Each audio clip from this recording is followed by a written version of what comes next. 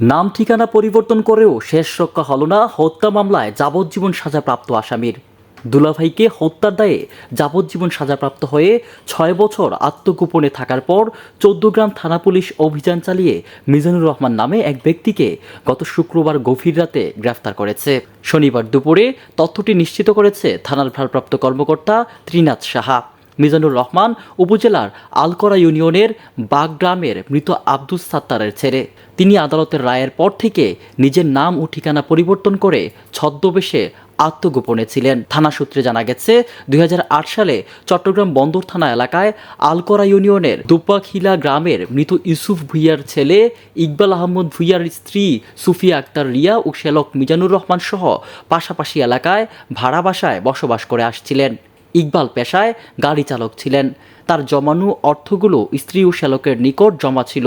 ২০০৮ সালে ইকবাল গ্রামের বাড়িতে ঘর নির্মাণের উদ্যোগ নিয়ে তার জমানো অর্থ স্ত্রী ও শ্যালকের নিকট চাইলে এ নিয়ে তাদের বিরোধ শুরু হয়।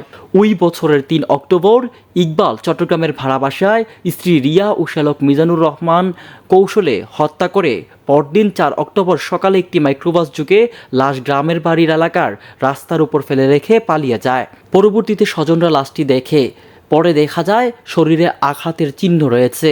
এই ঘটনায় ইকবালের ভাই একরাম হোসেন বাদী হয়ে স্ত্রী সুফিয়া আক্তার রিয়া ও শ্যালক মিজানুর রহমানকে আসামি করে ১৪গ্রাম থানায় একটি হত্যা মামলা দায়ের করে। ২০০৯ সালে মিজানুর রহমান গ্রেফতার হন।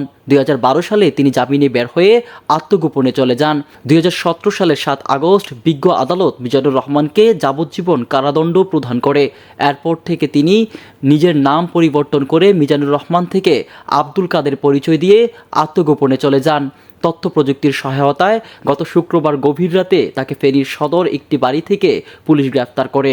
এ ব্যাপারে চৌদ্দগ্রাম থানার ভারপ্রাপ্ত কর্মকর্তা ত্রিনাথ সাহা বলেন, মিজানুর রহমানের বিরুদ্ধে বিজ্ঞ আদালতের সাজা পরোয়ানা থানায় আসার পর থেকে তাকে খুঁজে পাওয়া যাচ্ছিল না। তিনি নিজের নাম ও ঠিকানা পরিবর্তন করে বসবাস করে আসছিলেন। থানা পুলিশ তথ্য প্রযুক্তির সহায়তায় গত শুক্রবার গভীর রাতে তাকে ফেনী এলাকা থেকে গ্রেফতার শেষে শনিবার আদালতে সুপর্দ করেছে। চৌদ্দগ্রাম থেকে আব্দুর রউফ লাবলুর রিপোর্ট, আমার বার্তা ডিজিটাল।